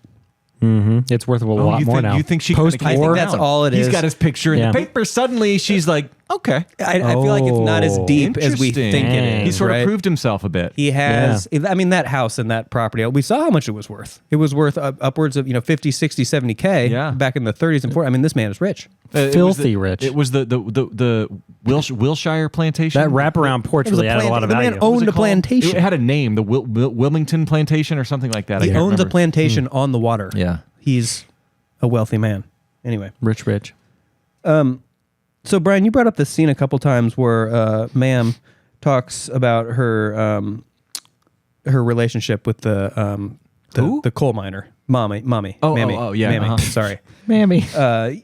And I feel like that scene to me was a good scene in the sense that it was an interesting turn of the character. But the way she just kind of pulls up on this dude in her gaudy car who's like a fucking coal miner and just kind of looks at him for a while. And she's like, I do this sometimes. It's like, yeah. That's savage. I just pull up on this guy from my fucking Rolls Royce and just kind of like give him the eye. I like to go look at the pores. Yeah. I take it the other way. I take it she feels trapped in this marriage of this like proper, Colonel Stalin. Who did you say he was? And she's like, Stalin. and she probably just like has to get the fuck out of there. Did you get She the look drives on that down to the guy's quarry face? pit, and she's like, that's what I could. I don't know. Maybe she's. And the look on that guy's face, he looks over and It's a good look. he's smiling. Yeah. He's It's a good giggling look. with his buddy. He knows. I think they're banging. Oh yeah. Yeah. Oh, okay. Maybe. Yeah. She ain't get. Her husband and his stuffy friends or something. His Friends? southern posse. Yeah, she's like, I don't need that mustache. So that mustache was just, loved it. Wow, fanning yourself like a southern gentleman. It got me hot. It was a got good me hot. mustache. Yeah. How about, what about like I think you can get a chicken melt with bacon. Sounds right. Yeah, a chicken melt Sure. with bacon. And let's talk about the big line in this movie. Like if I go to look up GIFs on my iPhone from the Notebook, like this is what's going to pop up. It's going to be Gosling saying, What do you want? What do you want? What do you Yeah. want? And I feel like it's not a very profound It's line. unfortunate because that's what we're all supposed to be asking about the characters, but they shouldn't be asking that. Yes, for thank you. us. You said it's that. a show don't tell, Brian, that was It's a beautiful. tell don't show. That was So, beautiful. Yeah. I feel like you summed that up perfectly. And now we can what was move the on. initials? This movie needed way more STTs. STTs. That's what it is. What Show do you don't tells. want? Show don't tell. Yeah. I feel like it's like, that's what that's screenwriter 101. And For sure. It's okay that he's asking her that because that's the thing is he's pissed. And in real life, that's what you would be asking. It's just unfortunate that it's part of a screenplay in which that's kind of a no-no. So you guys know there's a croissant hot pockets. Yeah, there's a whole different kind of crust. Right. So there is a ham and cheese croissant. If I see these at the store, I'm buying them. It's a croissant pocket. It's a croissant It's literally pocket. So I guess called- are we allowed to talk about that? This is the hot pocket segment, but I guess it's a subdivision. It's all hot pockets. It's all hot It says pockets. hot pockets features just like croissant you're right. pocket. Just like a lean pocket is a hot No, pocket. lean We don't pocket's do a hot lean pocket. pockets. We don't fuck with lean No, pockets. no, but no, it's like no. it is technically under the hot pocket umbrella. Yeah. But okay. At the end of that scene, right? Kind of when she leaves him again for just my man, Lon, my man. And he grabs his chest. The way did you notice it was literally like he'd been shot. Yeah, yes. In war. Yes, it was like he'd been shot in war. Very good, Gris. Very, very I got good. you, buddy. That was a worse wound than he'd ever received over on the beaches of Normandy. Ooh, yeah, profound. Yeah. It was he literally looked like he had been shot in the chest. Who got Lon. done more wrong, Lon or Martha? I think Lon did because he was more deeply Lon. commed. Okay. Lawn for sure. But Martha got done real dirt. Martha's screen time was what? Who do we feel 4.5 more sorry minutes for though? Martha. They're both yeah. just done so dirty. Because Lon at least has his empire. Lon, at the end of the day, is rich still. Yeah, that's a good Yeah. point. Martha has nothing. Yeah, Lon's gonna be fine. Martha, she might struggle. There's no tender. Yeah. She's gonna. How does she find the What next? they have in 1948. Plus, is she gonna find another Gosling? She's got this guy that's got a house on the river and a plantation. She knew she was punching above her weight. Yeah, she knew. They had soda fountains. Soda fountains. Yeah. And weird traffic signals. yeah. Telling you, watch this back, man. It's weird. I honestly feel like Lon's the only decent person in this movie at the end of the day. He's the only one that doesn't fuck anyone over. You're kind of right, Nick. Yeah. Yeah. He does. Hey guys, what's your favorite love story in a film? Two people. It doesn't even have to be like a good ending or whatever. What's the most compelling love story you've seen on film? Well, I have one. I'll read my 5 off while you think. So this is a weird one, but Eternal Sunshine of the Spotless Mind, I think, is one of the most beautiful love scenes ever. I think Wall-E has an absolutely amazing love story. Braveheart, got to put up there. I think Groundhog Day. He finally figures out how to be the man that is worthy of her. And then The Matrix, I think, the Oracle. There it is. I'm not joking about that. I think Yeah. she's like, how do you know he's the one? Because the Oracle said that the one I fell in love with would be the one, and love is very, very tied into their relationship. So those are 5 great love stories in film. Yeah. Curious if you guys have any that you want to highlight. I really love Serendipity with John Cusack and Kate Beckinsale. Ooh, good Beautiful. one. Yeah. John Beautiful Cusack's film. just great. A recent one, Challengers. I know Ben and I went and saw that together. Beautiful. Beautiful film. Did it like, maybe this is just me, but did it bother anyone when we're at the end of the movie and we're looking at the old photos of the old photos? Like, how do we reconcile? They're of James Garner. They're not of none Gosling. of them look like Gosling. I noticed that too. But they literally are Garner. Like, I they guess are that the him. movie has Yeah. put itself in a difficult spot there. Yeah. And I feel like they should have just not done that. As a lifelong graphic designer, I've always wondered who creates these images at the end of the films in these montages. And that was very curious as well. I'll be honest. Cameras weren't invented until after they were really old. I forgot, and I turned it off after they died. Yeah, right at the credits end. Yeah, you killed it. And I think, Ben, you said this earlier. The movie made you feel something, and I agree. The movie made me feel something too. And this Sleepy? is maybe my final hot pocket. No, not very sleepy. A little angry, but mostly just kind of depressed. It's a depressing which is like movie. okay, I guess. Like, it did make me feel like legitimately kind of depressed. It was very depressing. And I guess I think that's a plus. Weirdly, it made you feel something. Because it did stirred some emotion, I guess, especially when you just see some old people just kind of collapse together like that. You're just like, that's sad. Yeah, it's like, a reminder that we all get old and die and might have dementia. Like, great. Yeah, right. And the dementia, it's terrifying. I'm not taking away from the movie for that. I'm actually probably adding to the movie for that. But yeah, it's depressing. Yeah, it is. And it's dark. And I will just reiterate, really, for my final hot pocket, that I really thought the ending of this movie was like legitimately good. Yeah. And I thought the final scene was really nice, and I liked they both died, like ironically and unironically. Yeah, no, I'm with you. And I thought, and you know what? Let's do it. Let's do it. We're gonna do it right now. We're gonna raise to 26. Wow. 26. Way to go. We're gonna add another 3. Because I feel like the ending of this movie was really great. It really was. And I almost even want to go higher, but I'm not. I won't. I'm proud of you, Hey, buddy. I'll take 3. Yeah, I'll take 3 points. We're going to add 3 points because, great ending. So, you guys got any other hot pockets? I think James Garner's acting is really great. James Garner, he's a great actor. Yeah, and then I think Rachel, unbelievable. The old lady. Is that yes, lady? yes. Yeah. The actress that played the Imagine older if you version. acted in a movie and your entire part was act like you're confused and you have dementia. And be directed by your son. Yeah. Like she killed it. So, yeah, good for her. Closing thoughts for me. I think it's a great movie as far as craft and performance, and I will just read a couple pieces of dialogue that really take me out of the movie. Science goes only so far, and then comes God. What the fuck does that mean? Like, I can't get behind that. That comes from James Garner and his character. And the doctors are all telling him she has dementia. It's degenerative. She's not coming back from it. And he's like, "Oh yeah, I'll show you. There's miracles." And the movie's kind of almost trying to tell you like that love can conquer all and that it can win. And like, oh, guess what? They die anyway. So it's like I don't like some of the dialogue in it. Maybe he's talking about just moments that can happen that he still believes strongly in something. I know, but science goes only so far. Like, that's stupid. And then you got to be kidding me. Or sorry, no, I already read that one. Do you think our love can create miracles? He says this to her. Do you think our love can create miracles? I can't do that. And then also, I think our love can do anything we want it to.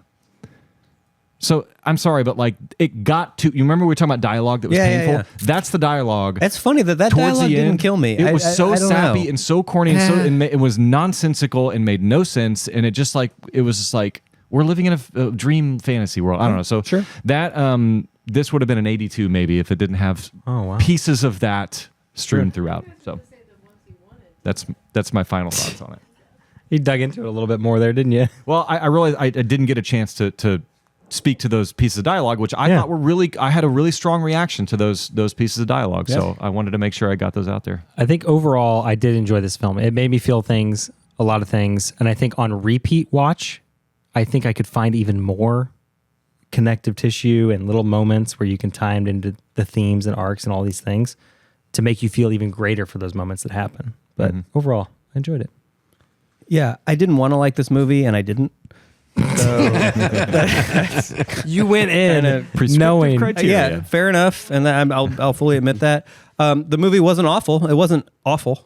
Like I said, I would watch it again under the right circumstances. I thought the ending was really good. The right circumstances. It's not for me. It wasn't meant for me, and that's fine. My life will continue. Mm-hmm. Yeah, So, well said. Anyway, okay, we're gonna do another episode of this show. This was episode 40. Can you believe that? Whoa. 40. Cool. Damn. The number 2 episode on YouTube. Wow. Yeah. Okay, and we're gonna do number 41. And it's great. It's finna be spooky time. It is because we're getting to that time of year. We're getting close to Halloween time. So I think we're gonna do 3. Right? We're gonna do 3 kind of horror, scary movie sort of episodes, and we're gonna start that. Get ready with our next episode, and we're gonna go in hard with Scream 2. Scream 2. Yes, Perfect sir. sound effect. Yes, sir. So we're looking forward to that. We're also, as Ben talked about earlier, we are on video recorded. We are video recorded. So VHS and DVD. Yes. I'll speak to this first. Go to criticalmasspodcast.com. That's a landing page for everything we do. Everything. Yes, Spotify, iTunes, YouTube, all of it. What is that? Critical Mess Podcast. criticalmasspodcast.com. So that's where you should go for all things Critical Mess. That's where you're going to get your Ranch Blasted t-shirts and other Eventually. Ranch items. Blast Me Daddy t-shirts. So yes. So we're also on other social media platforms, Gris. I think we're on social media, yeah. At Critical Mess Crew So, on Instagram. yeah. Critical Mess Crew on Instagram. And TikTok. TikTok. Soon to be Tic Tac. Yeah, soon to be. We're getting there. So we're fully in league with the Chinese Communist Party now. We are going full all in on Take care of TikTok. that. You guys don't have to worry about it. I'll take care of it. And so, so reach out to us. Give us a review. We'll read it. We'll talk about it. And we will praise you, even if you think we're a bunch of jackasses. We don't care. And leave us a like and subscribe and give us a comment down below. I've always wanted to do that. Oh, yeah. I like that. And we will read those comments and he'll heart them. That's right. Boomer. Thank you. All right, guys. We'll talk to you next time. Later. See ya.